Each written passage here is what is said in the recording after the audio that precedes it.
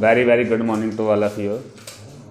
और हम स्टार्ट करने जा रहे हैं इलेक्ट्रोलाइटिक सेल, है ना। इलेक्ट्रोलाइटिक सेल कल हमने पढ़ा था, क्या क्या पढ़ा था कल हमने। इलेक्ट्रोलाइटिक सेल नॉन स्पॉन्टेनियस होता है, मतलब डेल्टा जी कितना होता है, पॉजिटिव, मतलब ग्रेटर देन 0। अब डेल्टा जी अगर पॉजिटिव होगा और हमें पता है ये फार्मूला ऐसा होता है ना, ऐसे होता है, तो ये पॉजिटिव कब हो पाएगा, ये पॉजिटिव तभी हो पाएगा जब इसकी वैल्यू कैसी हो, इसकी वैल्यू कैसी हो, नेगेटिव हो। एफ की वैल्यू तो पॉजिटिव होती है, एन की वैल्यू पॉजिटिव होती है, इसका मतलब ये वैल्यू नेगेटिव हो। तो कब होगा, जब डेल्टा ई सेल कैसा होगा, हाँ इनवर्ड क्या हो या वैसे कह लो, स्टैंडर्ड वाला कह लो तो नॉर्मल वाला कह लो, किसी भी कंसंट्रेशन वाला, ठीक है। Work in the presence of external force, इसका मतलब बाहर से कोई बैटरी लगानी पड़ेगी, ये इधर बैटरी लगानी पड़ेगी तब भी हो पाएगा, ठीक है। तो होता क्या है देखिए, इसमें बाहर से बैटरी होती है तो क्या होता है, इलेक्ट्रिकल एनर्जी मिलती है, केमिकल के अंदर कुछ चेंज आता है केमिकल के अंदर, है ना। तो ये क्या है, मेटल है, मेटल आयन की फॉर्म में, है ना। मतलब इसके पास इलेक्ट्रॉन की कमी है, एन नंबर ऑफ इलेक्ट्रॉन की कमी है। हो सकता है जो एन है ना वो वन भी हो सकता है, तो मतलब जैसे सोडियम पॉजिटिव हो सकता है, एन इज इक्वल टू 2 भी हो सकता है एन इज इक्वल टू 3 भी हो सकता है, डिपेंड करता है कि एन क्या है।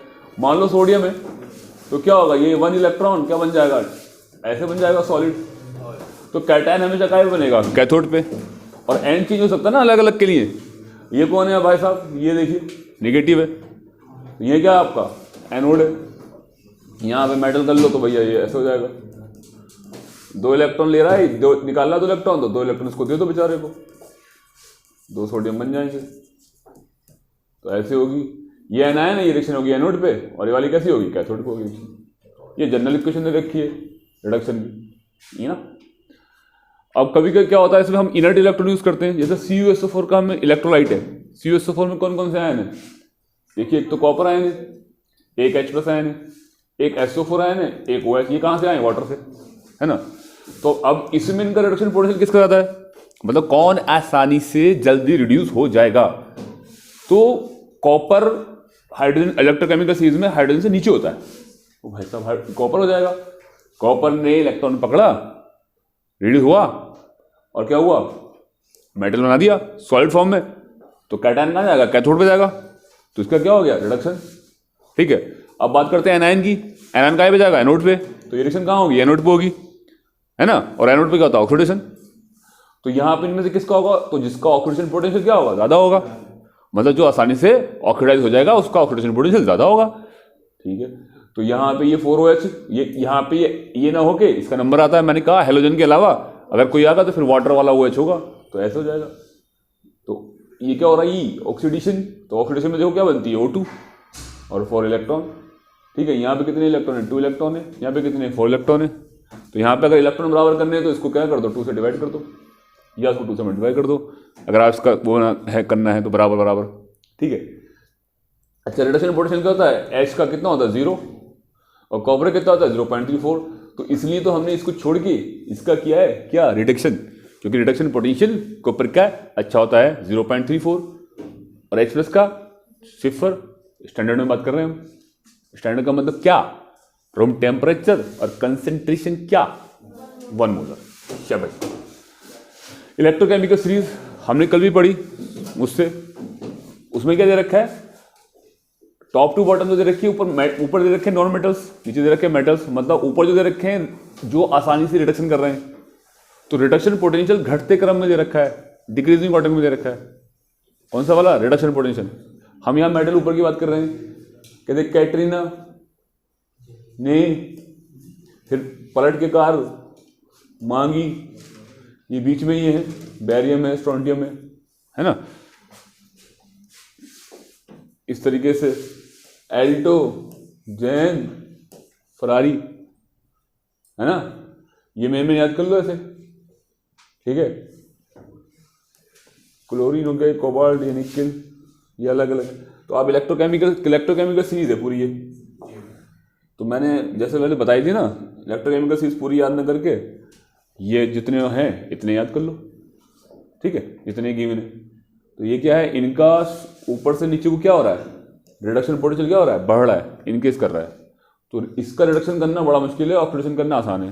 तभी इसका रिडक्शन पोटेंशियल कैसा है, माइनस में। तो इलेक्ट्रोकेमिकल सीरीज में तो ये सब दे रखा है, ठीक है, आप थोड़े से याद रखो बस, है ना। तो arrange increasing order of reduction potential of given half cell which calculate with respect to hydrogen half cell, ये बात हो चुकी है हमारी। तो रिडक्शन पोटेंशियल जो है वो कितना है, इसका सपोज किया, सपोज कितना किया, 0 किया हमने सपोज, बाकी सबका निकाल दिया। कैसे निकालेंगे भैया, इसको यहाँ रखेंगे उसमें से माइनस कर देंगे दूसरे वाले बंदे का, है ना। ये क्या कर रहा है, ये वोल्टामीटर में देख लेंगे ये इसकी रीडिंग क्या आया, जो भी आया ये तो 0 है, जो भी आएगा इसका आएगा, ठीक है, उसको फिट करते रहेंगे, ठीक है। और ये जो है कभी किसकी तरह काम करेगा, कैथोड की तरह, और कभी करेगा एनोड की तरह।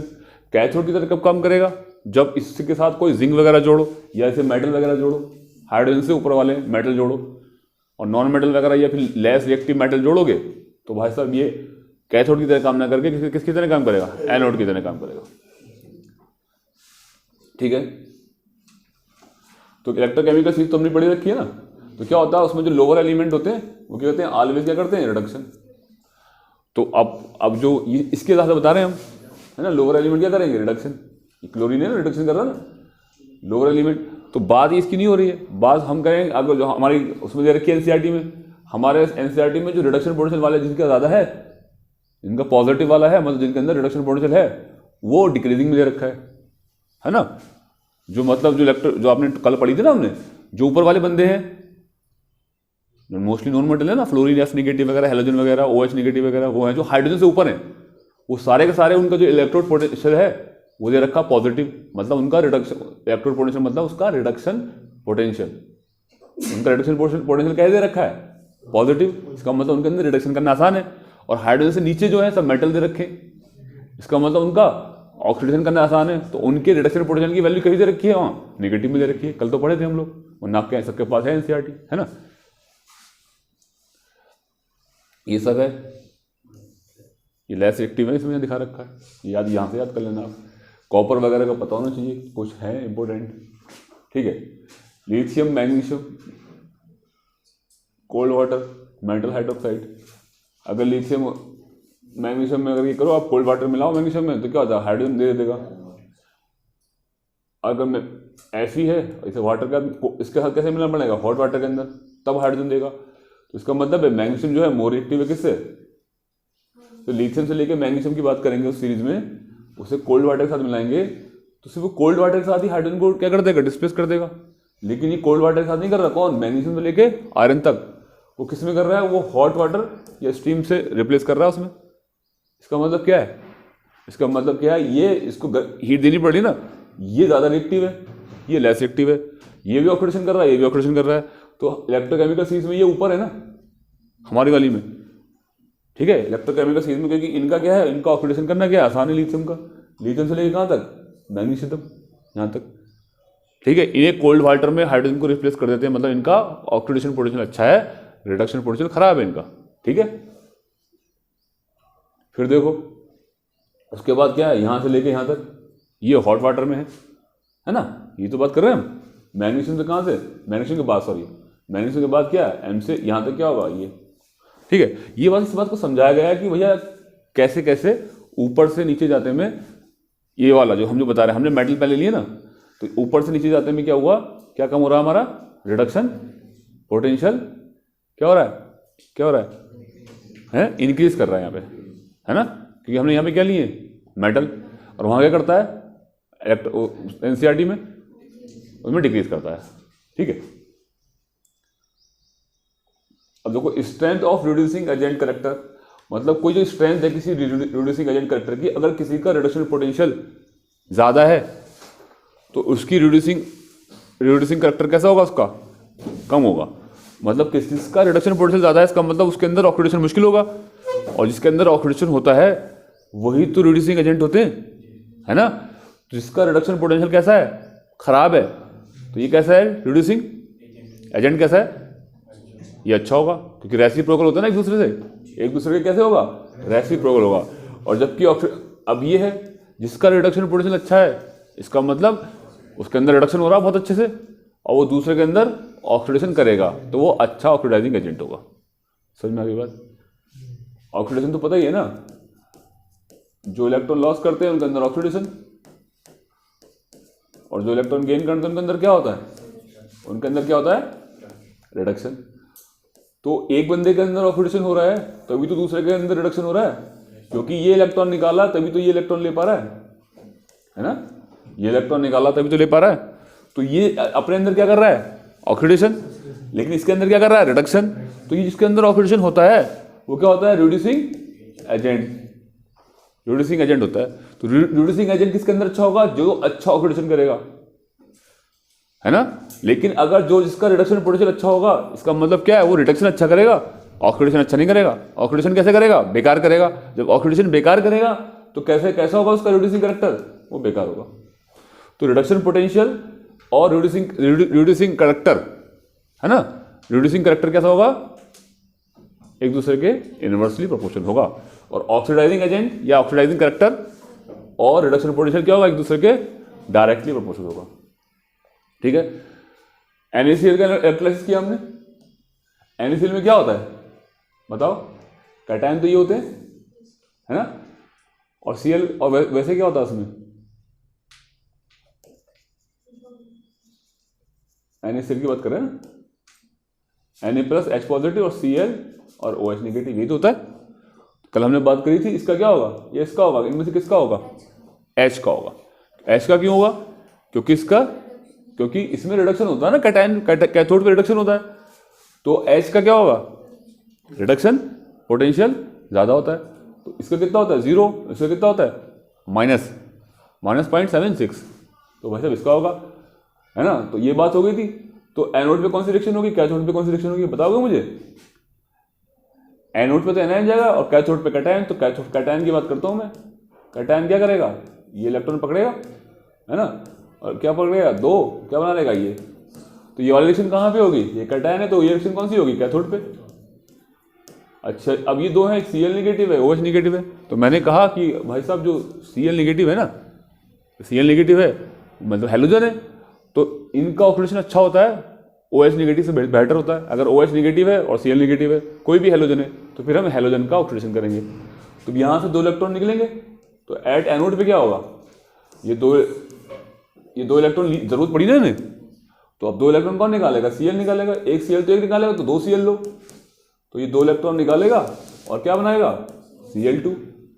तो ये वाला इलेक्ट्रॉन कहाँ गया, ये वाला इलेक्ट्रॉन ये ले लेगा। तो इस पे क्या हो रहा है, एनोड पे ऑक्सीडेशन, और कीटोथ पे क्या हो रहा है, कीटोथ पे रिडक्शन हो रहा है। तो क्या पूछ रहा है, एनोड पे क्या रिएक्शन होगी, बोले बता देंगे अभी, ये रिएक्शन होगी ये वाली। बोले कैथोड पे कौन सी होगी, भाई साहब ये वाली होगी, ये वाली होगी। अच्छा, बोले एनोड पे कौन सी गैस बनेगी, बता रहे हैं अभी, रुको तो सही, ये बनेगी। कैथोड पे कौन सी बनेगी, कैथोड पे तो यू बनेगी, और एनोड पे ये बनेगी, है ना। कह रहे concentration of sodium after electrolysis. अच्छा, Na की जो कंसंट्रेशन पे क्या फर्क पड़ेगा इलेक्ट्रोलाइसिस के बाद,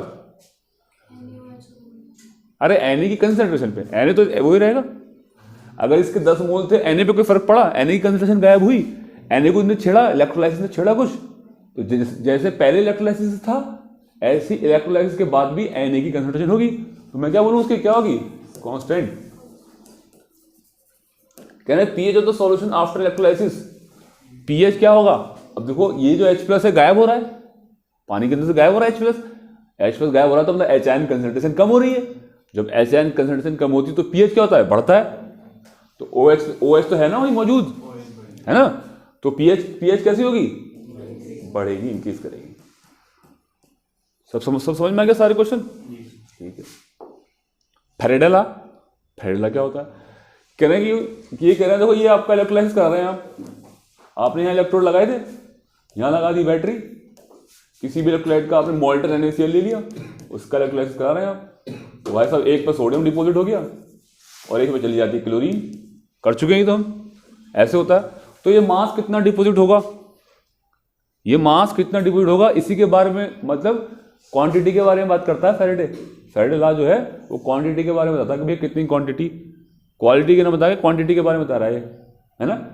तो ये कह रहा है कि जितना आप चार्ज पास करोगे इतना मास डिपॉजिट होगा, किसका, सोडियम का और क्लोरीन का, इतना ही मास क्लोरीन का लिबरेट होगा। समझ में आ गया मास। कह रहे हैं जो वेट है ना वो डायरेक्टली प्रोपोर्शनल किसके है, चार्ज के है। मतलब चार्ज तुम ज्यादा दोगे तो भैया मास भी ज्यादा होगा। आपने थोड़ा चार्ज देकर छोड़ दिया तो थोड़ा सी तुम्हारी थोड़ी सी रिएक्शन होगी, थोड़ा भाई बाहर से क्या हो रहा है, बाहर से क्या सप्लाई हो रही है, इलेक्ट्रिकल एनर्जी। और इलेक्ट्रिकल एनर्जी क्या करती है बताओ, इलेक्ट्रिकल एनर्जी क्या करती है, क्या करती है electrical energy? Electrical energy chemical energy में चेंज होती है। तो जितनी आप इलेक्ट्रिकल एनर्जी दोगे इतना ही इस केमिकल के अंदर चेंज आएगा। सोडियम कैटायन Na पॉजिटिव क्या बनेगा, Na पॉजिटिव क्या बनेगा, सोडियम है ना, Na पॉजिटिव क्या बनेगा, सोडियम बनेगा, सोडियम सॉलिड बनेगा। तो अगर आप थोड़ा सा चार्ज दोगे तो भाई थोड़ा सा बनेगा, थोड़ा चार्ज देकर तार हटा लोगे बैटरी के तो थोड़ा सा बनेगा, और ज़्यादा चार्ज दोगे तो भैया ज़्यादा बनेगा। समझ में आ गई बात? फैराडे तुम्हारा फिजिक्स का बंदा है ना, तो है ना। तो क्या कह रहा है कि वो जो मास डिपॉजिट होगा वो डायरेक्टली प्रोपोर्शनल टू चार्ज है। वो चार्ज मतलब क्या, क्यू, और चार्ज क्या होता है, अरे करंट इनटू टाइम। मान लो अगर आपने करंट दिया, अब 2 सेकंड के लिए दिया तो चार्ज कम गया ना, और वही करंट लगातार आपने 1 घंटे तक दिया तो चार्ज ज़्यादा हो जाएगा ना। तो चार्ज क्या पर डिपेंड करता है, दोनों पर डिपेंड करता है, कितने टाइम तक दिया और कितना एम्पेयर दिया। ठीक है, एम्पेयर मतलब करंट, ये तो होता है चार्ज। ठीक है, तो अब ये जो प्रोपोर्शनलिटी कांस्टेंट की जगह क्या आ गया, Z। तो Q इज इक्वल टू क्या हो गया, ये Z आ गया, और Q की जगह क्या लिख दिया हमने, IT। I मतलब क्या, करंट, और वो क्या, T क्या, टाइम सेकंड में लेते हैं, और करंट एम्पेयर में लेते हैं। अच्छा, अब Z की जगह क्या आ गया, इक्विवेलेंट वेट और 1 फैराडे की वैल्यू। ठीक है, अगर आपका चार्ज क्या हो जाए, W, अगर आपका चार्ज क्या हो जाए, 1 हो जाए, मतलब 1 एम्पेयर आप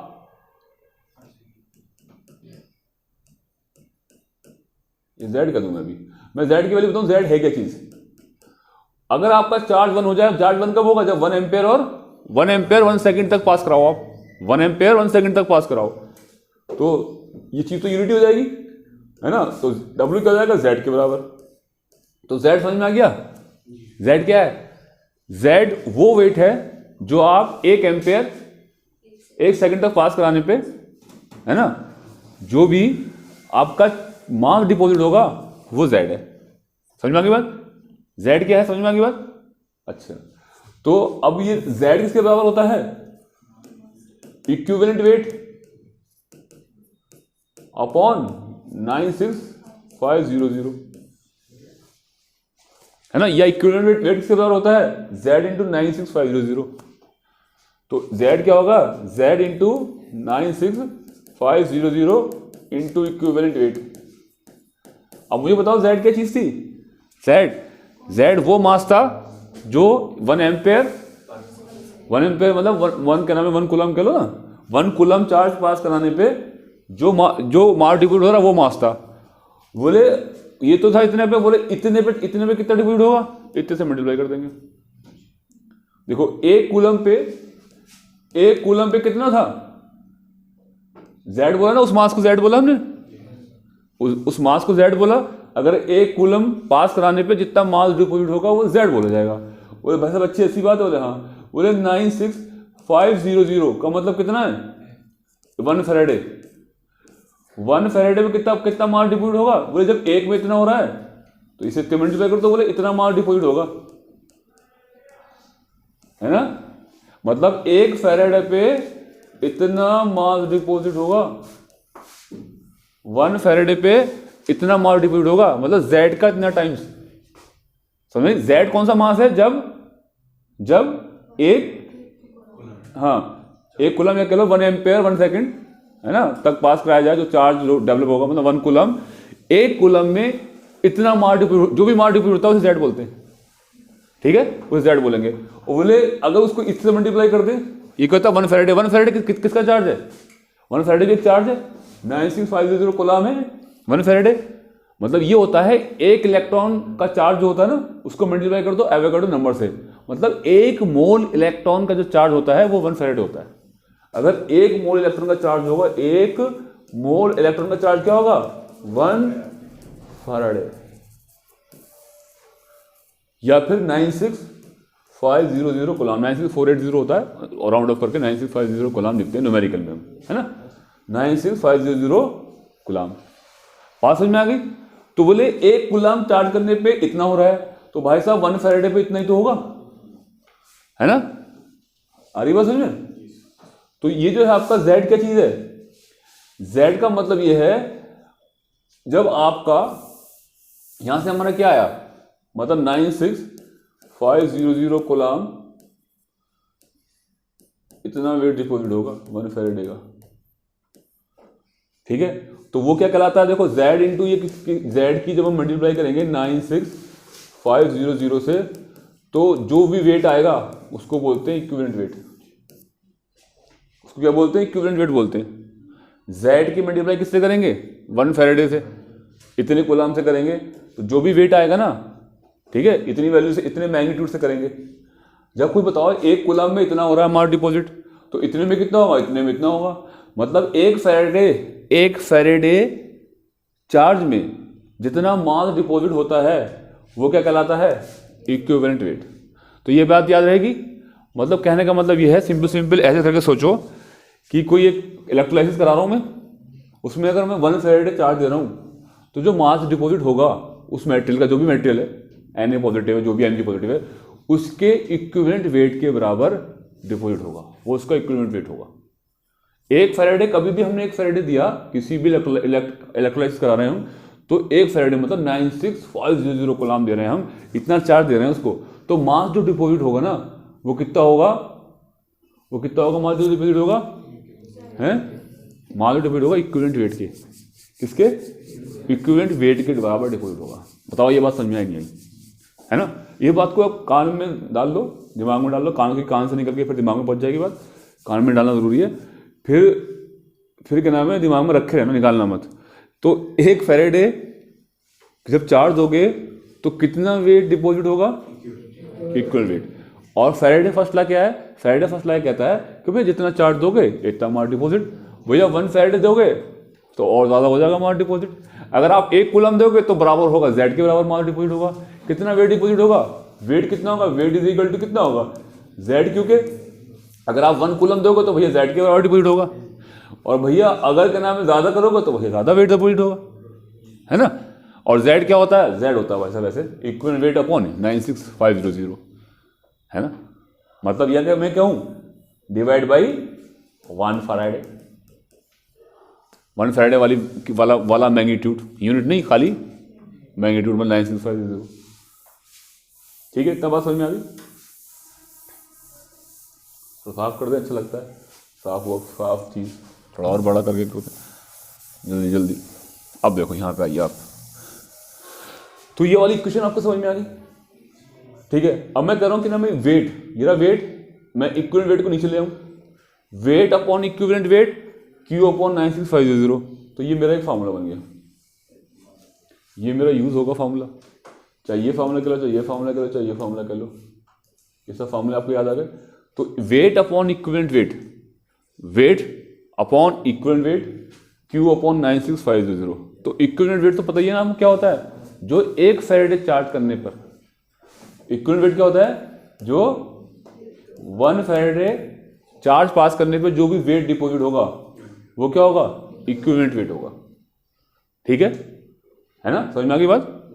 और ये W क्या होगा, जो मास, टोटल मास डिपॉजिट होगा। आपने मानो कि 1 फैराडे करा नहीं, उससे कम करा, 9640 करा बस, या फिर आपने 5 कूलम करा, 25 कूलम करा, या फिर, और 1 फैराडे का मतलब क्या होता है 96500 कूलम, आपने इतने पे तो करा W, तो इसका कितना होगा X। तो एक रेट है कि मानी ये होगा इक्विवेलेंट वेट के बराबर। तो ये क्या नाम है, इतना चार्ज कितना वेट करेगा, तो W निकालना है यहाँ पे हमें, तो कभी W निकालना होगा हमें। और इक्विवेलेंट वेट क्या होता है, आपका 1 फैराडे पे जो पास कराने पे चार्ज होता है, लेकिन आपने चार्ज क्या Q पास किया, तो वेट तो इस Q के डायरेक्टली प्रोपोर्शनल है, और इक्विवेलेंट वेट क्या होगा, ये होगा सामने, एक दूसरे के सामने है ना। तो ये फार्मूला याद रखो, वेट अपॉन इक्विवेलेंट वेट, और क्या होगा Q अपॉन 9650। ठीक है, ये मैग्नीट्यूड है यहाँ पे ना। ठीक है, अब देखिए नंबर ऑफ ग्राम इक्विवेलेंट।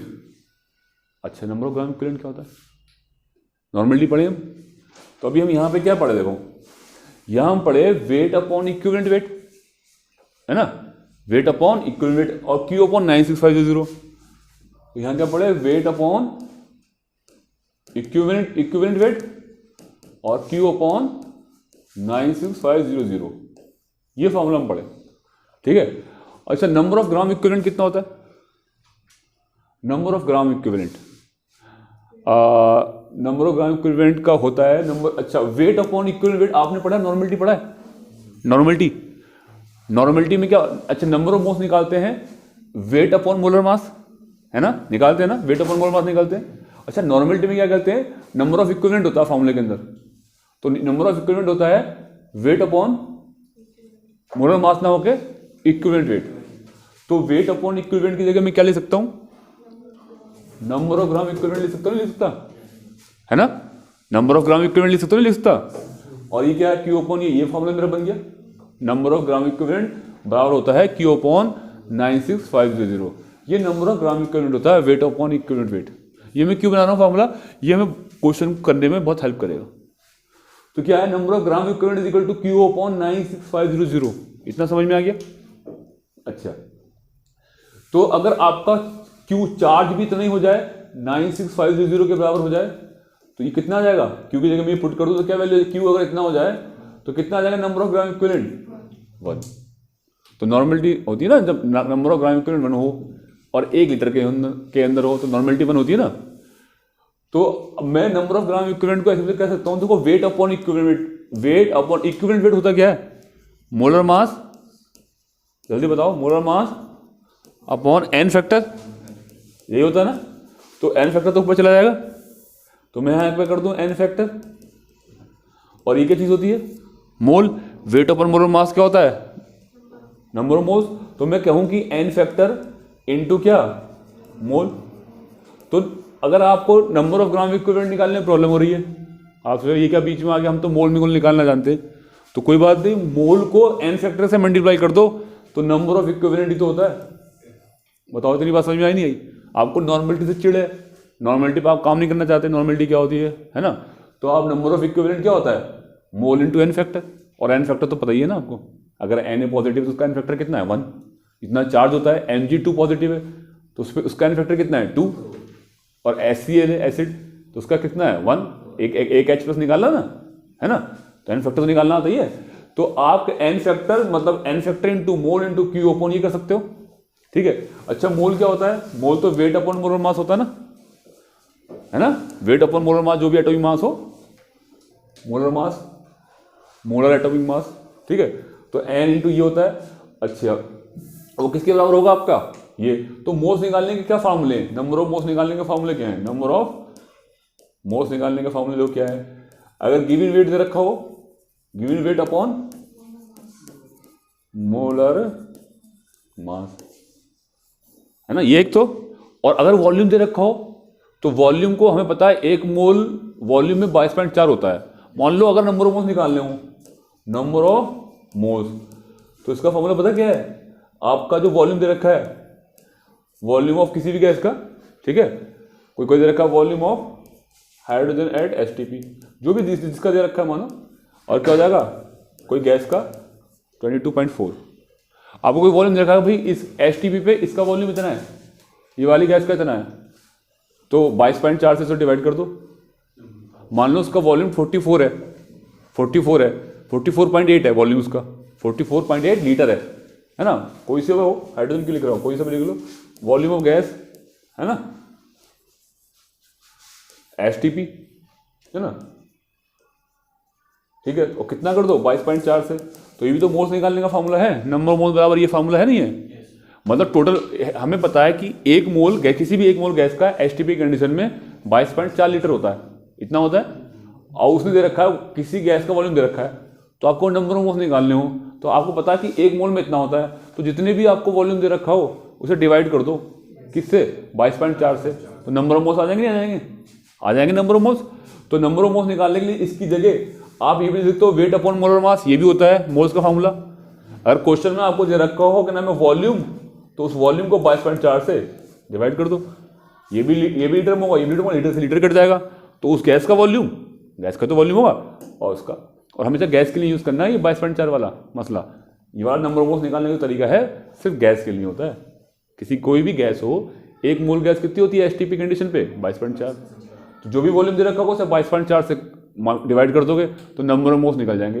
तो नंबर ऑफ मोल्स की जगह आप दोनों बातें लिख सकते हो, वेट अपॉन मोलर मास और क्या है वेट अपॉन वॉल्यूम अपॉन, हाँ वॉल्यूम ऑफ एक मोल का वॉल्यूम मतलब 22.4 लीटर। ठीक है, तो ये क्या है एन फैक्टर की जगह कुछ भी लिख सकते हो, इसकी जगह ये पुट कर सकते हो, ये कुछ कर सकते हो क्वेश्चन के हिसाब से, है ना। नंबर ऑफ मोल्स निकालने हैं तो कुल मिलाकर आपको नंबर ऑफ मोल्स निकालो, एन फैक्टर से मल्टीप्लाई करो, वो किसके बराबर होगा क्यू अपॉन इसके, ये रिलेशन लिख दो। एन फैक्टर कैसे निकालेंगे आप, चार्ज ऑन कैटायन। अब जैसे गैस के ऊपर हो, गैस का कैसे निकालेंगे भाई, गैस का तो बड़ा मसला है। फॉर एग्जाम्पल हाइड्रोजन गैस होती है H+, तो ये बनेगी H2, तो कैसे बनेगी 2H+ से बनेगी ना, तो 2H+ को कितने इलेक्ट्रॉन देने पड़ेंगे, 2 इलेक्ट्रॉन देने पड़ेंगे तभी तो बनेगी।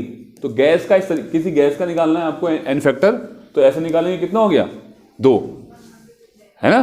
किसी कैटायन का निकालना है तो भाई साहब इसे देख के निकालेंगे, लेकिन गैस का निकालना तो क्या का, तो हाइड्रोजन का एन फैक्टर कितना होता है 2। अब ये ऑक्सीजन है एक ओ नेगेटिव, तो एनायन को हमेशा इलेक्ट्रॉन लॉस कितने करने हैं और कैटायन को गेन कितने करने हैं, क्या होने के लिए, डीआयनाइज होने के लिए, मतलब कहने का मतलब है न्यूट्रल होने के लिए, अपने ऊपर से आयन हटाने के लिए। तो एक ऑक्सीजन पे कितने होते हैं, ओ नेगेटिव होता है ना, तो एक ऑक्सीजन को कितने चाहिए, ओ बनने के लिए 2 इलेक्ट्रॉन हटाएगा, और O2 बनने के लिए कितने चाहिए, तो 4 इलेक्ट्रॉन करने पड़ेंगे ना, 4 इलेक्ट्रॉन अपने ऊपर से उतारने पड़ेंगे। तो अपने ऊपर से इलेक्ट्रॉन उतारने पड़े या लेने पड़े, है ना, न्यूट्रल बनने के लिए जितने भी इलेक्ट्रॉन की जरूरत पड़ती है वो होता है एन फैक्टर। तो O2 गैस का एन फैक्टर कितना हो गया, 4 हो गया। क्लोरीन, एक क्लोरीन है Cl नेगेटिव, तो इसे Cl बनने के लिए 1 इलेक्ट्रॉन उतारना पड़ेगा, लेकिन Cl बनने के कोई क्लोरीन कोई बन गई, Cl2 बनने के लिए 2 लेने पड़ेंगे, तो कितने इलेक्ट्रॉन उतारने पड़ेंगे अपने ऊपर से 2 उतारने पड़ेंगे। तो भाई साहब एन फैक्टर कितना हो गया इसका, 2 हो गया। तो एन फैक्टर ज़्यादा नहीं आएगा आपको, यही हाइड्रोजन का याद कर लो, क्लोरीन का याद कर लो, और क्या नाम है ये ऑक्सीजन का याद कर लो 4, मोस्टली ऑक्सीजन हाइड्रोजन क्लोरीन, यहाँ तक खेल चलता है। यही गैसें बनती हैं जब इलेक्ट्रोलिसिस करते हैं, करिए अभी पीछे हमने, यही गैसें बन रही हैं। और नहीं आता ना गैस को तो उस कैटायन में तोड़ लो, जैसे मैंने बताया ऐसे करके निकाल लो, नहीं आएगा आपको, अगर आएगा तो ऐसे कर लो। तरीका आना चाहिए कि उसको पहले उसके ऊपर कितने चार्ज होता है उसके एनायन पे, वो जो गैस बन रही है कितने इलेक्ट्रॉन लेके बन रही है। तो गैस जो बनेगी जब इलेक्ट्रोलिसिस होगा तो गैस कहाँ बनेगी, कैथोड एनोड भी तो बनेगी गैस, है ना। अब कैटायन पे मतलब जैसे H+ था, H+ लेके कौन बनी, हाइड्रोजन, है ना। जैसे क्लोरीन थी, क्लोरीन क्या था Cl नेगेटिव, Cl नेगेटिव कैसे बनी गैस, क्लोरीन गैस कैसे बनी, इलेक्ट्रॉन उतार के अपने ऊपर से, है ना।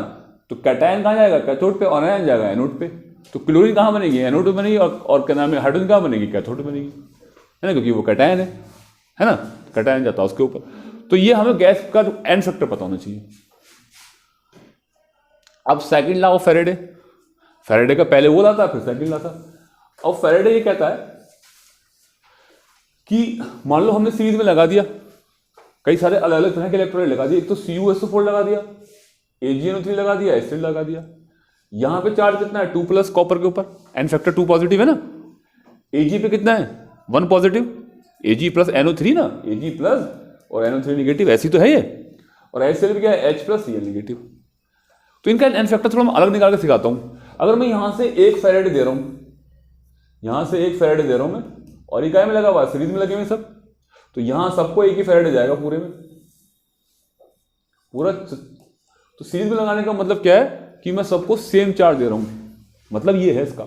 आप इन्हें अलग अलग भी दे सकते हो कि 1 फैराडे अलग दे दो, 1 फैराडे अलग दे दो, 1 फैराडे अलग दे दो। तो ये सीरीज में लगाने का मतलब है कि ये बात बताना कि भाई देखो ऐसा है कि हम 1 ही फैराडे दे रहे हैं।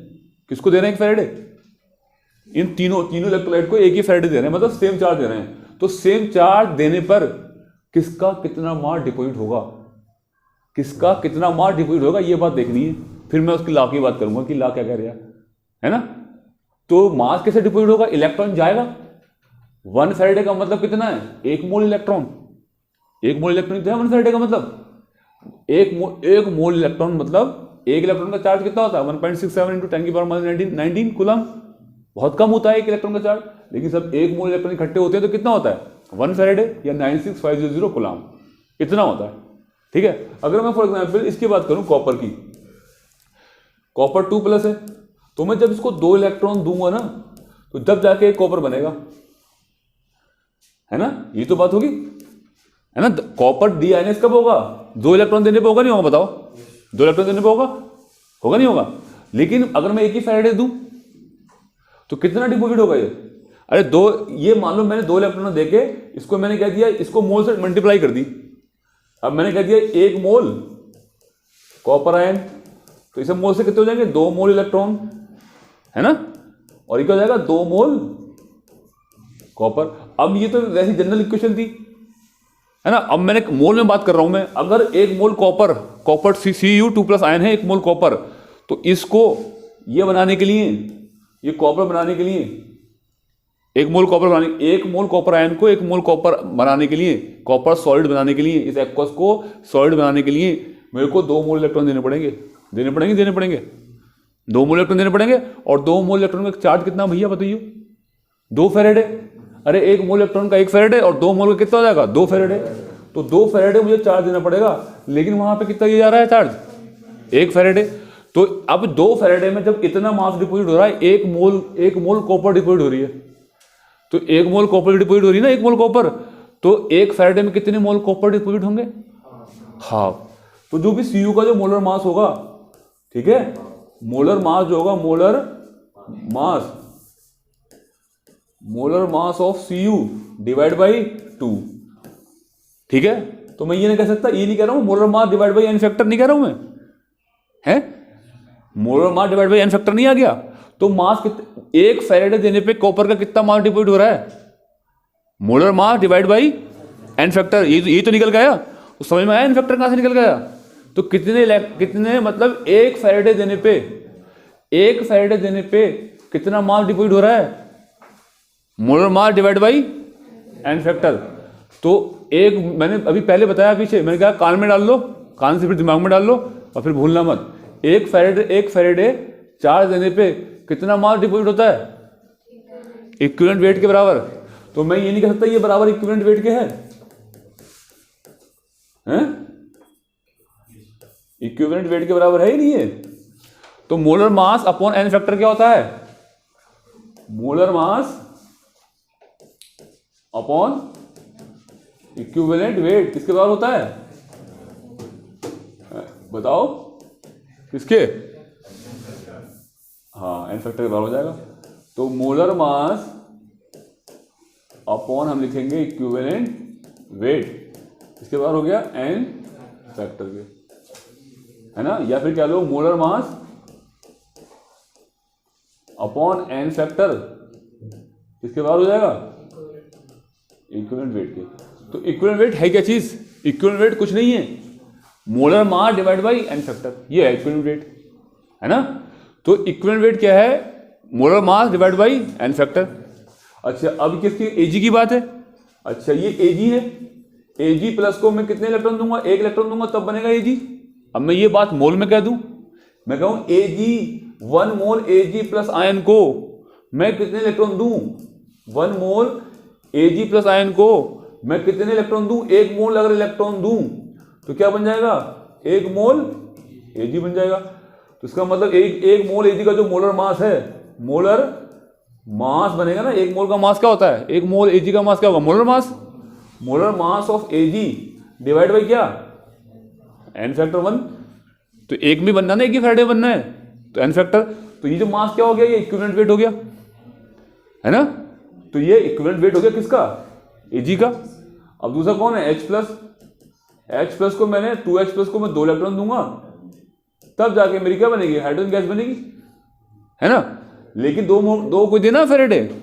अगर मैं इसी बात को मोल में कहूं तो 1 मोल हाइड्रोजन गैस बनाने के लिए 2 मोल H+ को मैं 2 मोल H+ को 2 मोल इलेक्ट्रॉन दूं, मतलब 2 फैराडे दूं तब जाके 1 मोल हाइड्रोजन बनेगी। तो एक के लिए कितनी होगी, एक मतलब चार्ज तो सिर्फ मुझे 1 फैराडे देना है, तो 1 फैराडे में क्या लेना पड़ेगा, H+ और क्या बनेगा, हाफ H2, इतनी बनेगी ना 1 फैराडे में। तो जो भी इसका मोलर मास है, कितना होता है मोलर मास हाइड्रोजन का, 2 ग्राम पर मोल डिवाइड बाई कितना, 2। एन फैक्टर कितना हो गया इसका, हाइड्रोजन गैस बनाने के लिए, हाइड्रोजन गैस बनाने के लिए कितना हो गया, अरे 1 फैराडे में कितना होगा, 2 होगा ना हाइड्रोजन गैस के लिए, हाइड्रोजन गैस के लिए यही होगा ना, है ना।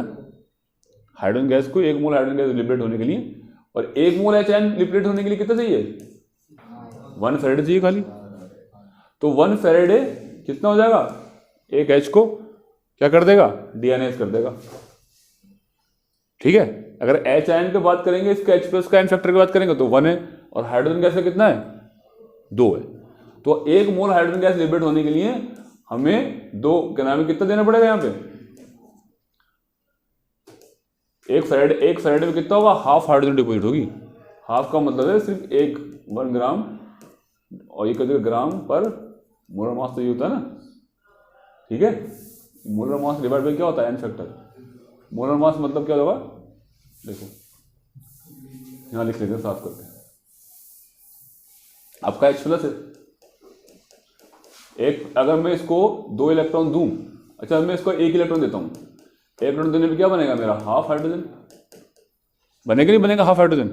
ठीक है, अच्छा 1 इलेक्ट्रॉन देने पे मतलब 1 फैराडे देने पे हमें देखना, हमें किसके रेस्पेक्ट में देखना, 1 फैराडे। 1 फैराडे देने पर इसको 1 फैराडे देने पर कितना मास डिपोजिट हो रहा है, कितना मास है इसका,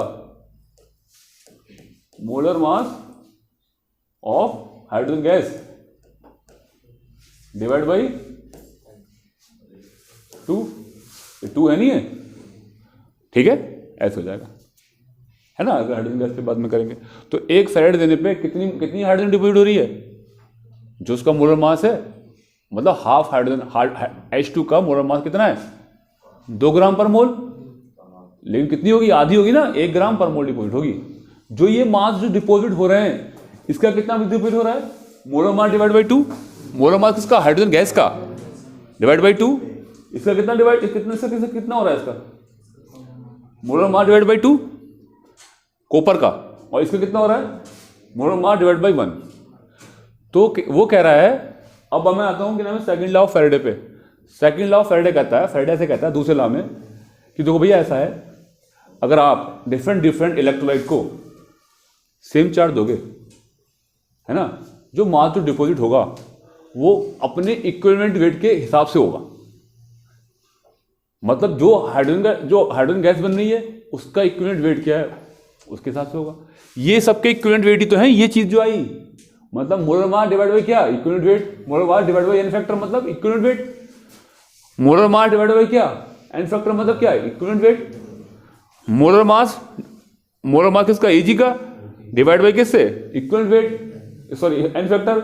ये क्या चीज है, ये इक्विवेलेंट वेट ही तो है। तो सबका जो वेट डिपॉजिट हो रहा है वो किस हिसाब से हो रहा है। अगर आप हमने 1 फैराडे दिया तो क्या नाम है, कितना इक्विवेलेंट डिपॉजिट होगा, उसका एक इक्विवेलेंट डिपॉजिट होगा, उसका भी अपना एक इक्विवेलेंट डिपॉजिट होगा, उसका भी अपना एक इक्विवेलेंट। ये इक्विवेलेंट समझ में आ रहा है, मतलब जो मास हुआ और उसका एन फैक्टर डिवाइड कर दिया, इस टर्म को बोलेंगे इक्विवेलेंट वेट। मतलब मोलर मास, जो भी मास डिपॉजिट हुआ, मोलर एक फैराडे देने पे जितना मास डिपॉजिट हो रहा है उसको बोलते हैं इक्विवेलेंट वेट। तो किसी का इक्विवेलेंट वेट डिवाइड बाई कैसे आ रहा है, 2 आ रहा है, किसी का 1 आ रहा है, किसी का मोलर मास डिवाइड बाई 2 आ रहा है ना। तो ये पूरी टर्म जो है ये इक्विवेलेंट वेट है। 1 फैराडे पे जितना भी मास डिपॉजिट होता है वो क्या बोलते हैं, इक्विवेलेंट वेट। तो ये बात समझ में आ गई, इक्विवेलेंट वेट है क्या। आपने 1 फैराडे चार्ज दिया किसी इलेक्ट्रोलाइट को, तो उसका जितना भी मास डिपॉजिट होगा वो क्या कहलाएगा, इक्विवेलेंट वेट कहलाएगा। ठीक है, और वो कैसे करता है, सबका चार्ज अलग अलग होता है, सब अपने अपने हिसाब से इलेक्ट्रॉन लेते हैं। जो इलेक्ट्रॉन ज्यादा लेगा उसका मास कम डिपॉजिट होगा, लेकिन खाली इस पर बात डिपेंड नहीं करती, बात डिपेंड करती, हो सकता है कि ना मैं कॉपर का खुद का मास इतना ज्यादा हो, कटने के बाद भी वैसा आ रहा हो, कम आ रहा हो, है ना। तो उसका molar mass divide by N factor, ये होता है इक्विवेलेंट वेट। तो वो कह रहा है, फैराडे कह रहा है कि देखो भाई ऐसा है कि अगर आप जो चार्ज पास करा रहे हैं, ठीक है, जो चार्ज पास कराएंगे आप किसी में सेम चार्ज पास करा रहे हैं, तो बोले जैसे फॉर एग्जांपल कॉपर, बोले तो कॉपर का वेट जो होगा वो कितना डिपॉजिट होगा, वो अपने इक्विवेलेंट वेट के हिसाब से होगा। ठीक है, अगर उसका इक्विवेलेंट वेट ज्यादा है तो उसका मास डिपॉजिट होगा। तो इसमें जिसका सबसे ज्यादा इक्विवेलेंट वेट होगा उसी का मास ज्यादा डिपॉजिट होगा।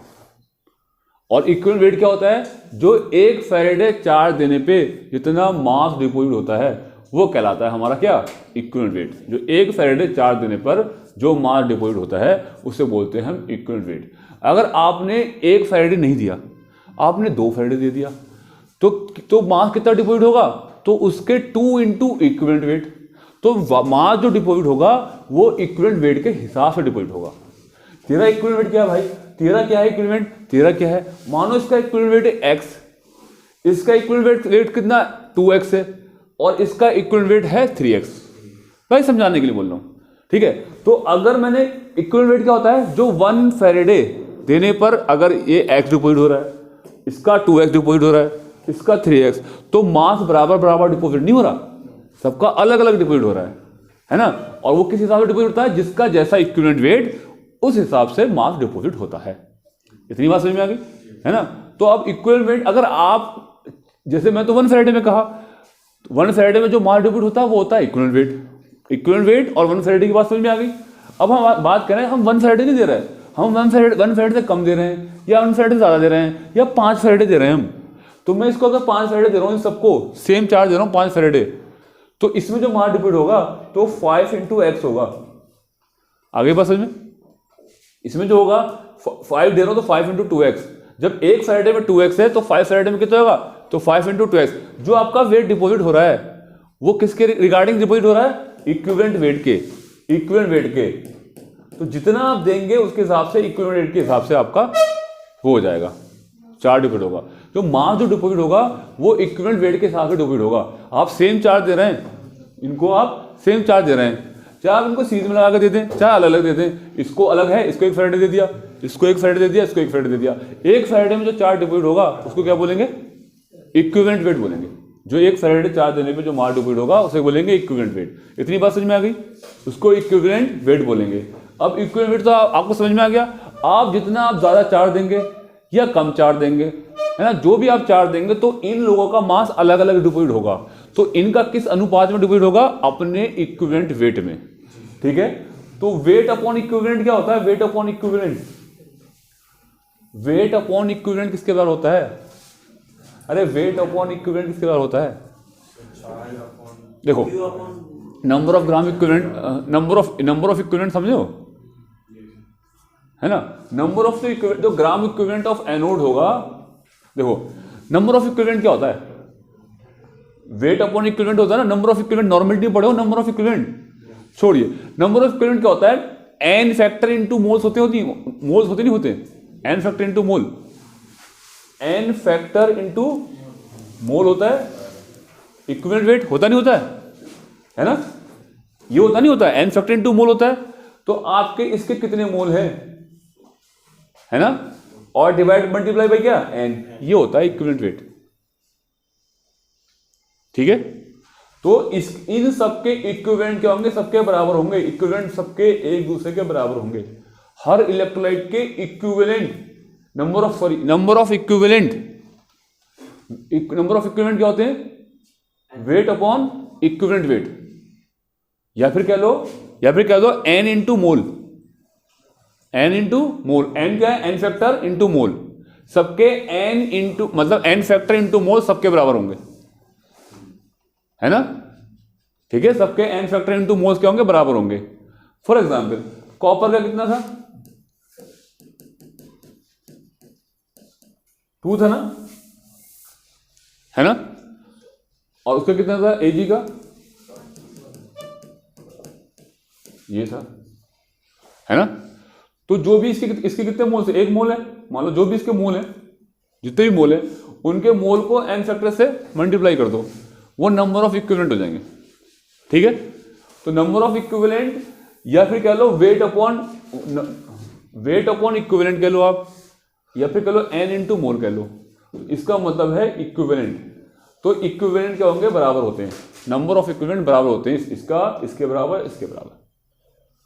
ये बात कहां से आई, हमने फैराडे ने बोला, सेकंड लॉ ऑफ फैराडे बोल रहा है कि आप अगर सेम चार्ज पास कराओगे, बराबर चार्ज पास कराओगे, जो इन चैम्बर के अंदर जो मास डिपॉजिट होंगे, वो जो भी इलेक्ट्रोलाइट हैं, जैसे कॉपर Cu2+ है, Ag+ है, उनका जो मास डिपॉजिट होगा वो अपने इक्विवेलेंट वेट के हिसाब से डिपॉजिट होगा।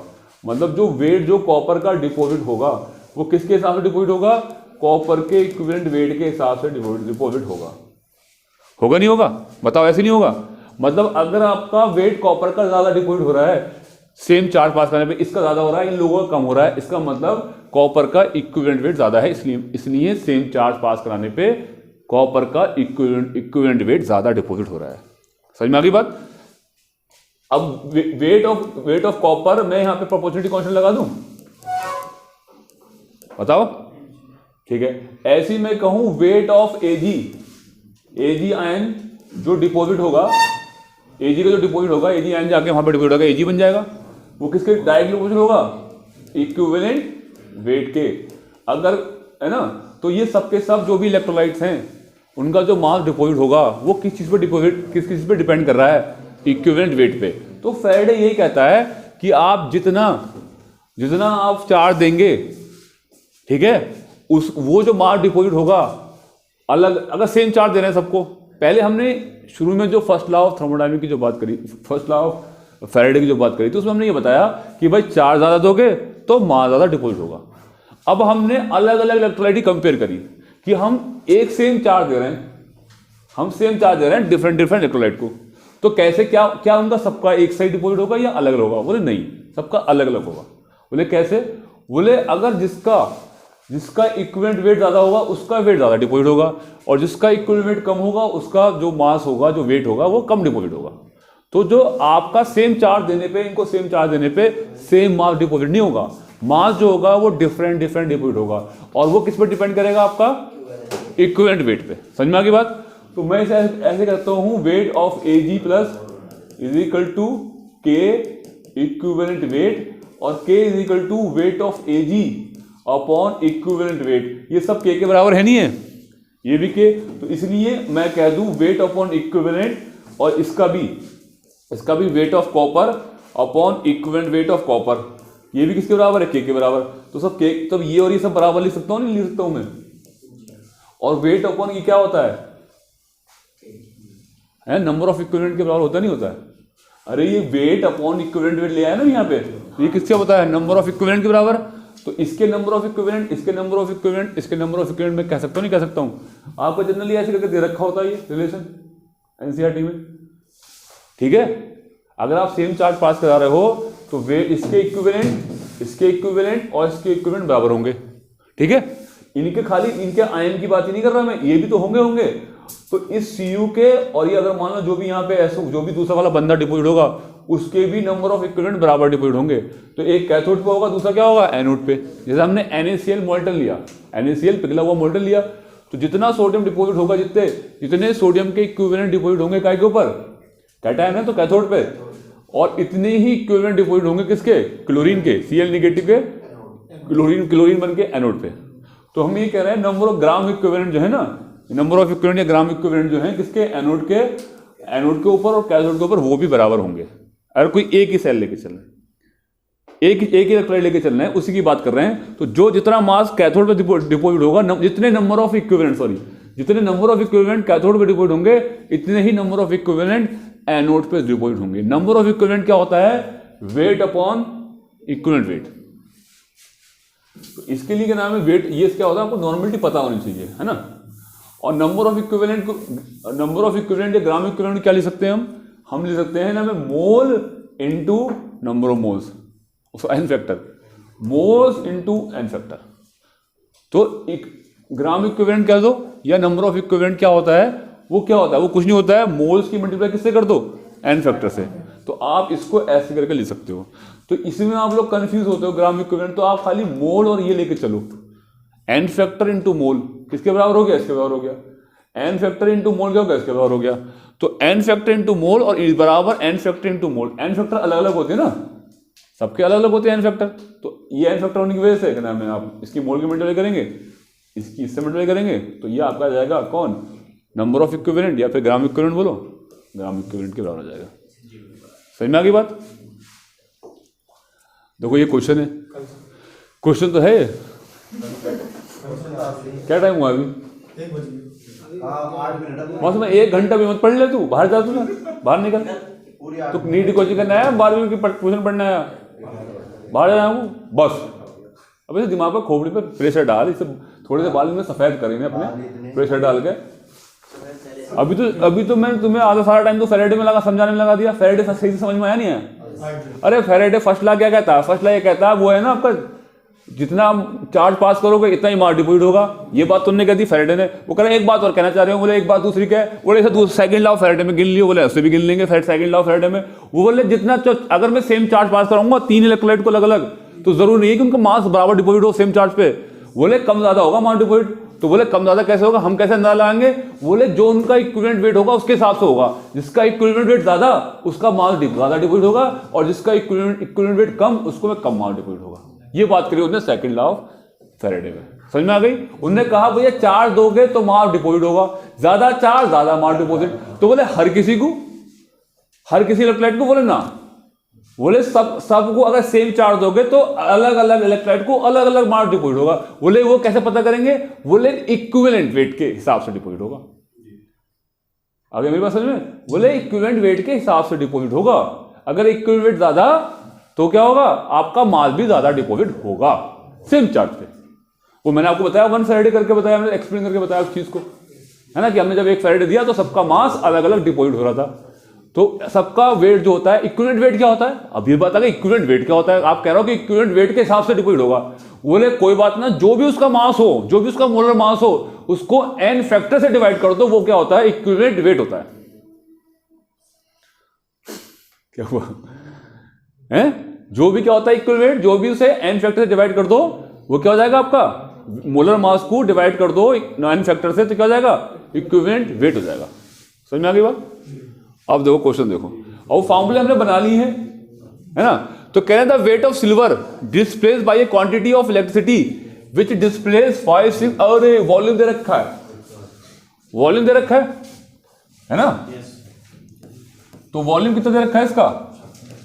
5600 मिलीलीटर, है ना, इतना दे रखा है ना। अच्छा, एक मोल का कितना होता है? ये मिलीलीटर में तो क्या हो जाएगा? 22.4 तो लीटर होता है, और मिलीलीटर में कितने करेंगे इसको? 10 से, तो 2 2 4 1 1 कितना हो गया मिलीलीटर? बताओ हो गया नहीं हो गया? समझ में आ गई बात? अच्छा, तब वेट ऑफ सिल्वर क्या कर रहा है? पढ़ भी नहीं रहा, मोबाइल भी चला रहा। क्वेश्चन यहाँ कर ले। इतनी बड़ी स्क्रीन लगा रखी है, कार्डिंग लगा रखी है, 400 वाट खर्च करे, बिल्कुल मूड ही ना पढ़ने का। क्वेश्चन कर ले, मेन बहुत आसान है, सीधे फार्मूले रखेंगे, फार्मूले रखने के बाद क्वेश्चन हो जाएंगे। देखो, तो हम कह रहे थे weight of silver, weight of silver दे रखा है 108 दे रखा है, ठीक है। तो हमारा फार्मूला क्या था भैया बताओ? वेट अपॉन इक्विवेलेंट वेट था, नहीं था? और क्या था? Q अपॉन 96500, ये फार्मूला था नहीं था? ये तो याद करना पड़ेगा, या मैं ही करूंगा इसे याद है? तो weight upon equivalent wait, weight upon equivalent क्या होता है? वेट अपॉन इक्विवेलेंट वेट क्या होता है?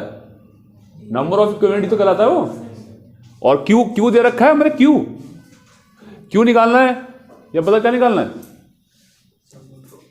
वेट निकालना है, weight by a quantity of electricity. तो weight of silver displace by a quantity of electricity which displace इतना O2 eight STP will be, कितना होगा भैया? क्यों तो दे नहीं रखा उसने, है ना। तो फॉर्मूला कौन सा लगेगा? वेट अपॉन इक्विवेलेंट किसका?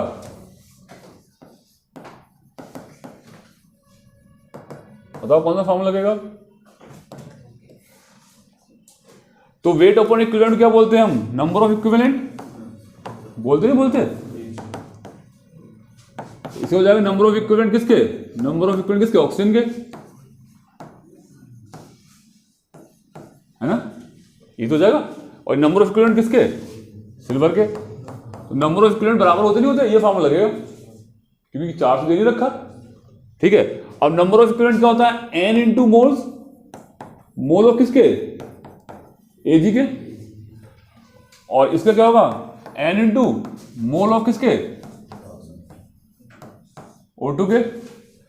अब मोल्स ऑफ Ag कैसे निकलेंगे? N कितना है Ag में? Ag प्लस होता है ना, एक इलेक्ट्रॉन लेते तभी तो बनता है Ag। तो N कितना हो गया? 1, ये हो गया 1। और मोल कैसे निकलेंगे Ag के? इसका वेट अपॉन मोलर मास, तो वही तो निकालना वेट, वेट ऑफ सिल्वर का वेट ही तो निकालना, वेट ऑफ सिल्वर अपॉन क्या, मोलर मास कितना है उसका 108। अच्छा उसको उधर आ जाओ ऑक्सीजन की तरफ, एन कितना ऑक्सीजन कितना ही 4 बताया था। अगर 4 समझ में आ जाए, एक ऑक्सीजन में 2 नेगेटिव होता है, तो O2 बनने के लिए कितने ऑक्सीजन चाहिए 4, तो 4 इलेक्ट्रॉन निकलेंगे नहीं निकलेंगे, तो 4। अच्छा मोल्स कैसे निकलेंगे O2 के, मोल ऑक्सीजन का वेट दे रखा है, नहीं दे रखा, क्या दे रखा है वॉल्यूम, वॉल्यूम दे रखा है, तो वॉल्यूम डिवाइड बाई 22.4, तो 22 वो मिलीलीटर में दे रखा, तो उसको भी मिलीलीटर में कर लेंगे, तो ये हो जाएगा आपका क्या,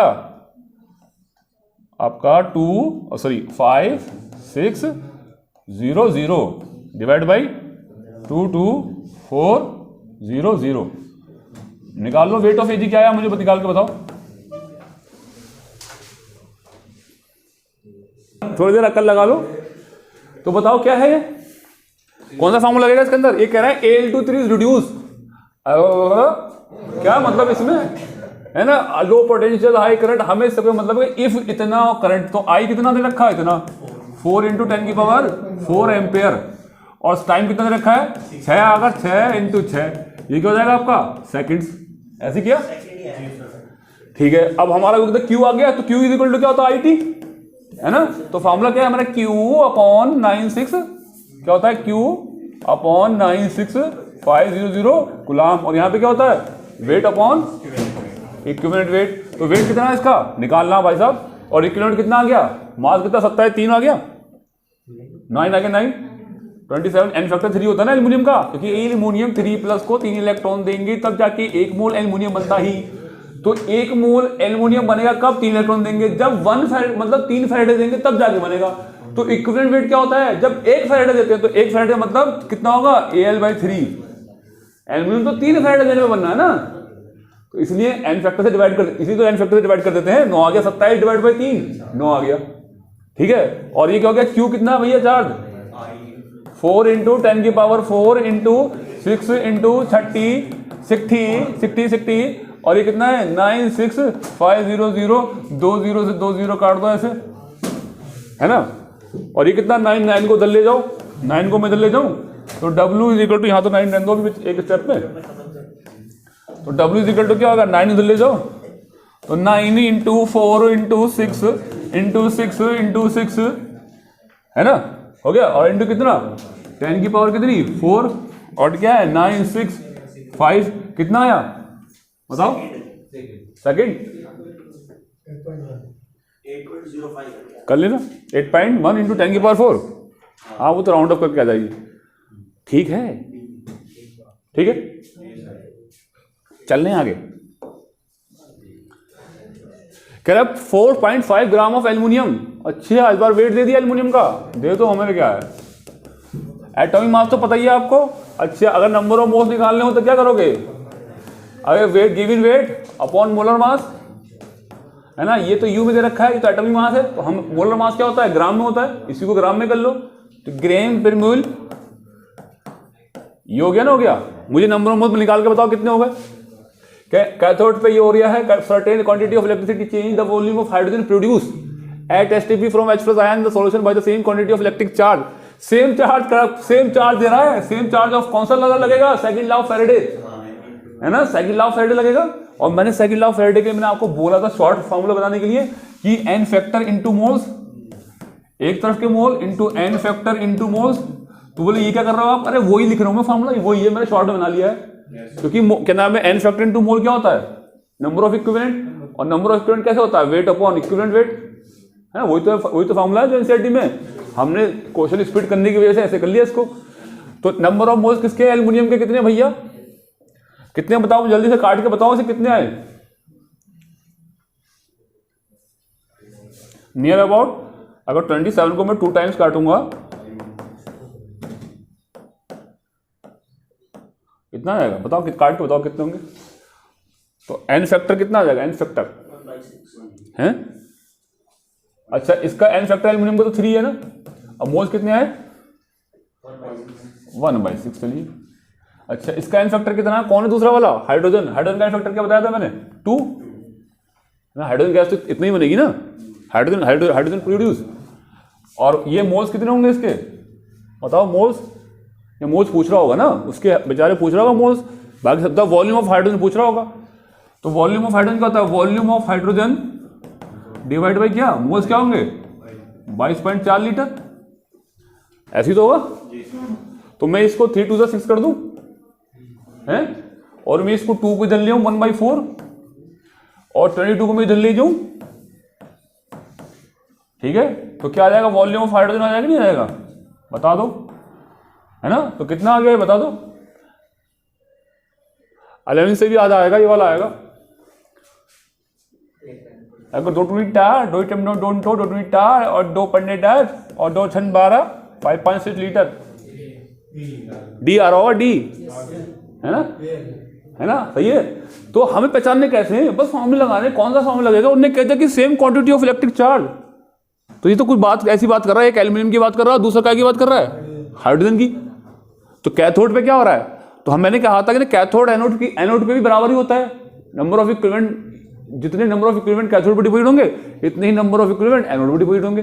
चाहे सेम एक दे रखा है, उसमें भी अलग अलग एनोड पे पूछ रहा है ना। चाहे आपका नाम है एक का कैटायन है, दूसरे वाले सेल का भी कैटायन, उसके सेल का कैटायन। तो चाहे डिफरेंट की बात करे, चाहे सेम की चार बात करे, अगर सेम की बात करेगा तो जितना कैथोड पे इक्विवेलेंट वेट डिपोजिट, जितने नंबर ऑफ इक्विवेलेंट जितने कैथोड पे डिपोजिट होंगे उतने ही एनोड पे डिपोजिट होंगे। तो जितने इस पे होंगे इतने इस पे होंगे, उनको बराबर रख दिया मैंने। और नंबर ऑफ इक्विवेलेंट का फॉर्मूला क्या है, n फैक्टर इनटू मोल, n फैक्टर इनटू मोल, दोनों के मोल निकाल लिए। अब वो पूछ रहा है वॉल्यूम ऑफ हाइड्रोजन, तो मैं तो मोल का फॉर्मूला ये वाला लगाऊंगा ना, ना मुझे वेट दे रखा ना मोल वो दे रखा, मुझे ये तो हमेशा पता रहता है किसी भी गैस का, और मुझे वॉल्यूम ऑफ हाइड्रोजन निकल जाएगा, मुझे वॉल्यूम ऑफ हाइड्रोजन। और ये क्या है, ये मैंने क्यों लिख दिया यहाँ पे, ये मोल्स का है, वॉल्यूम में जो भी वॉल्यूम दे रखा है उसका उसे निकालना है। और टोटल एक मोल का कितना होता है, मोलर वॉल्यूम क्या होता है, मोलर वॉल्यूम होता है 22.4। और यहाँ पे क्या, यहाँ पे कैसे मोल निकाले मैंने, इसके मोल कैसे निकाले, यहाँ वेट दे रखा था, वेट अपन मोलर मास। इसे करो, इसे ये करके दिखाओ, ये करके दिखाओ, ये करके दिखाओ। इसका मैं वो बता दूं आपको, n फैक्टर कितना है। अच्छा 4 2 8, 8 में से 2 के कितने बचे, 6 है ना, 4 दुनिया 8 2 का 6। अब कितने 4 दुनिया 8 और 8 में से क्या गया, 1 गया, तो कितने बचे, 8 में 1 गया तो 7। तो कितना है, 1 का फर्क है ना। तो n फैक्टर कितना है इसका बताओ, जल्दी बताओ जल्दी बताओ। n फैक्टर 1 है, 1 का ऑक्सीडेशन हो रहा है। अच्छा कह रहे हैं 0 पॉइंट मोल ऑफ ये is oxidise with the quantity of electricity required to completely oxidise. अच्छा 0.1 मोल, अच्छा n फैक्टर इसका 1 है, ये कह रहा है कि ये ऑक्सीडाइज हो रहा है, हाँ ऑक्सीडाइज हो रहा है। इसकी +6 थी ऑक्सीडेशन, ये +7 हो गई, n फैक्टर इसका 1 हो गया, ठीक है। अब क्वेश्चन क्या पूछ रहा है, कूलम में मतलब चार्ज पूछ रहा है। तो when 0.1 mole of NO2 is oxidise to the quantity of electricity required, कितनी क्वांटिटी जरूरत पड़ेगी इसको होने के लिए। अच्छा Q इज इक्वल टू, अच्छा यहाँ पे क्या करेंगे, क्या क्या दे रखा हमें, तो दे रखा, पहले जो क्वेश्चन समझ में आया था, जो दे रखा उसे लिख लो। तो ये क्या चीज दे रखी है, 0.1 मोल दे रखे, नंबर ऑफ मोल दे रखे हैं किसके, इस बंदे के MnO4 के, तो कितने रखे हैं 0.1 दे रखे हैं, ठीक है। अच्छा ये दे रखा है, और हमारे पास n फैक्टर दे रखा है, बाकी कुछ पता हमें है, हमें पता है कि 1 फैराडे में इसे होने के लिए इसका n फैक्टर 1 है, तो मतलब 1 फैराडे चाहिए इसको इसमें चेंज होने के लिए, 1 मोल इसमें चेंज होने के लिए 1 फैराडे चाहिए।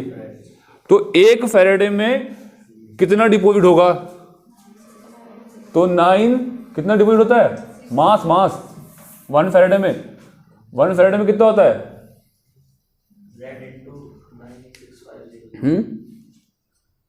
क्योंकि हमें चार्ज निकालना है ना। देखो हमें 1 फैराडे में कितना कूलम, मतलब 9650, अगर 1 मोल में चेंज होगा तो 9650 कूलम चाहिए।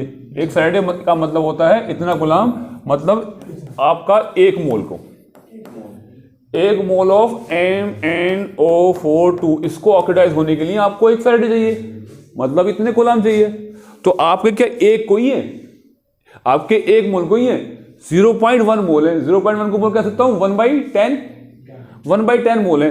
तो 1 ये तो 1 के लिए था, तो जब 1/10 के निकाला तो 1/10 से मल्टीप्लाई कर दूं इधर, और 1/10 से किधर कर दूं, इधर मल्टीप्लाई कर दूं, तो टंग तो कितना चार्ज होगा, बस इतना चार्ज चाहिए 9650। ये चलिए बात समझ में आ गई, बोले दोबारा समझ बात को। हमें पता है ये 1 मोल इसके अंदर इसको इसमें चेंज होने के लिए 1 इलेक्ट्रॉन चाहिए होता है, एक इलेक्ट्रॉन इसमें से निकालोगे तो +6 से +7 बन जाएगी। वो मैंने ऑक्सीजन स्टेट कैसे निकाली, अभी निकाली। ऑक्सीजन वो होती है -2, 4 2 8, 8 -2 कितना हो गया 6, +6 क्योंकि मेटल है ना। फिर मैंने अगर 4 2 8, यहाँ पे एक चार्ज 1 है तो 8 में से 1 गया 7, तो इसका +7 ऑक्सीजन स्टेट है, इसकी 6 है। तो इससे इसमें चेंज होने के लिए जब ये एक इलेक्ट्रॉन लूज करेगा ना मेम्ब्रेन, तो तब जाके ये बनेगा। तो 1 मोल इसको इसमें बनने के लिए 1 फैराडे चार्ज इसको रिलीज करना पड़ेगा। आगे बात समझ में? तो 1 फैराडे चार्ज चाहिए, ठीक है ना, 1 फैराडे। तो 1 फैराडे मतलब 1 फैराडे चार्ज चाहिए। अब 1 फैराडे में कितना होगा, 1 फैराडे में कितना चार्ज होता है इतना पता है हमें, लेकिन वो कितने मोल है, वो एक मोल को ही है। बोले 1 मोल में 1 फैराडे चाहिए होता है, मतलब इतने कूलम चाहिए होता है। मतलब 1 फैराडे मतलब पता ही आपको, कूलम, ये दोनों चीजें तो एक ही हैं। चाहे इसे ऐसे लिख लो, चाहे इक्वल करके ऐसे करके लिख लो, ठीक है।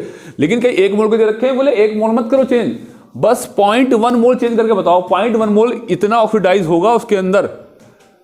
तो बोले जब 1 मोल में इतना है तो 0.1 मोल में मतलब 1/10 मोल में कितना होगा, उसे तो मल्टीप्लाई कर देंगे तो कम आएगा ना थोड़ा। 1 मोल का इतना है 96500, तो इसे ये 0.1 में क्या होगा, कम होगा। 1 मोल को ऑक्सीडाइज करने के लिए कितने चार्ज हमें जरूरत पड़ रही है, 1 फैराडे की, 9650 कूलम की। तो उससे आधे में कितनी जरूरत पड़ेगी, उससे आधा, तो उससे आधे से मल्टीप्लाई कर देंगे ना, इससे आधा मतलब डिवाइड कर देंगे 2 से। बोले 1/10, 1.1 का मतलब कितना है, 1/10 ना, तो 1/10 से डिवाइड कर देंगे ना, 10 टाइम छोटा है ना। ये 1 मोल के लिए है, 1 मोल के लिए 1 फैराडे की जरूरत पड़ती है, पता होता है हमें। बोले जब 1 मोल के लिए इतनी है तो 1/10 मोल के लिए क्या होगी, तो इसका 10वां हिस्सा होगा ना चार्ज का, क्योंकि फर्स्ट लॉ क्या कहता है, जितना चार्ज इतना मास डिपॉजिट होगा। तो भैया जब आपका मास कम ले रहे हैं, कम डिपॉजिट करवा रहे हैं, तो भैया चार्ज भी तो कम ही खागा वो, क्योंकि वेट जो होता है डायरेक्टली प्रोपोर्शनल होता है ना उसके चार्ज के, है ना, चार्ज। बताओ, if a 5 ampere current I दे रखा है, कितना दे रखा है 5 ampere, passes through a solution of zinc sulfate for 40 minutes। अच्छा, टाइम कितना रखा है 40 × 60, सेकंड में लेना ना। The amount of zinc deposit at the cathode, cathode पे कितनी डिपॉजिट होगी। भैया जिंक कैथोड पे क्यों ले रहे हैं, जिंक कैटायन नहीं है, कैटायन काय पे जाएगा, सब कैथोड पे जाएगा, है ना, ठीक है। अगर 2 फैराडे देंगे तो 1 मोल डिपॉजिट हो जाएगा। पूछ क्या रहा है वो, अमाउंट डिपॉजिट कर रहा है, डिपॉजिट। तो क्या होता है, weight upon equivalent weight into Q upon 96500 coulomb, sorry coulomb नहीं होगा, वो होता है मैग्नीट्यूड होता है बस, है ना। तो क्यू लिख दो, वेट निकालना क्या, और इक्विवेलेंट वेट क्या होगा, जो भी इसका मोलर मास होगा उसको डिवाइड कैसे कर देंगे, एन फैक्टर, उससे क्या नाम है, एन फैक्टर डिवाइड कर देंगे। जिंक का बताओ क्या होता है वेट, जिंक का मोलर मास, देखो 65 को डिवाइड कर दो, 2 से डिवाइड कर दो, कितना आ जाएगा 37.5 है। और ये क्या हो गया क्यू कितना है भाई सब, 6 चौक 24 है, हाँ 32.5 होगा 65 का, तो 2 2 4 और 1 10 हो जाएगा। और ये कितना हो जाएगा 96500, है ना। तो वेट निकल गया, कितना है वेट बताओ, देखो वेट कितना है, तो क्या होगा 4.065, ये हो गया हमारा आंसर, है ना। अब ये देखो, the number of electron delivered at cathode. अरे भैया ये एनोड होती है, कैथोड होती है, यहाँ बैटरी लगी हुई होती है ना, ऐसे इलेक्ट्रोलाइट सेल होता है। तो क्या नंबर ऑफ इलेक्ट्रॉन, कितने इलेक्ट्रॉन डिलीवर्ड होंगे, ये कैथोड मान ली मैंने, ये मैंने एनोड मान ली, ये पॉजिटिव होती है एनोड, है ना, और ये क्या होती है, निगेटिव होती है कैथोड। तो भैया हमेशा इलेक्ट्रॉन यहाँ से, जब यहाँ से जाएंगे तभी तो पॉजिटिव हो गया और ये निगेटिव हो गया, है ना। ये बैटरी यहाँ से खींचेगी इलेक्ट्रॉन, यहाँ इसको देगी, है ना। तो बैटरी इलेक्ट्रॉन दे रही है ना, है ना। तो किसको दे रही है, कैथोड को। तो ये किसको दे रही है, कैथोड को। तो इलेक्ट्रॉन कैथोड को जाएंगे और खींचेंगे किससे, एनोड से, ये बात ध्यान रखना। तो क्वेश्चन कह रहा था नंबर ऑफ इलेक्ट्रॉन डिलीवर्ड, कितने इलेक्ट्रॉन चले गए कैथोड पे, कब? जब इलेक्ट्रोलिसिस हो रहा था भाई। ये करंट कितना भाई साहब आपका? 1 एम्पेयर है ना, 1 एम्पेयर। अच्छा टाइम कितना? 60 सेकेंड। तो Q इज इक्वल टू क्या हो जाएगा? IT। तो 1 × 60 तो हो जाएगा आपका 60 कूलम, है ना, 60 कूलम हो गया ना। तो 60 कूलम, Q कितना है हमारा ये? तो Q is equal to N ही होता नहीं होता है ना?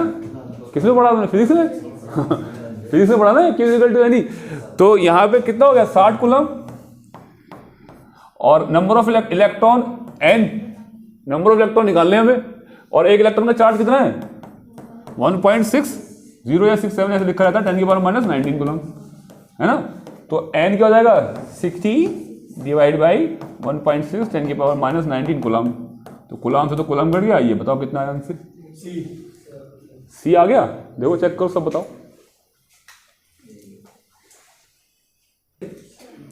तो क्या आंसर है सुहेल? सी। बैटरी अब खत्म करते हैं। बैटरी पढ़ेंगे कल से, ठीक है। सेल वेल देख के आना सब अपने निप्पो विप्पो का बैटरी के वेल। ये लास्ट टॉपिक रह जाएगा, कल खत्म हो जाएगा तुम्हारा।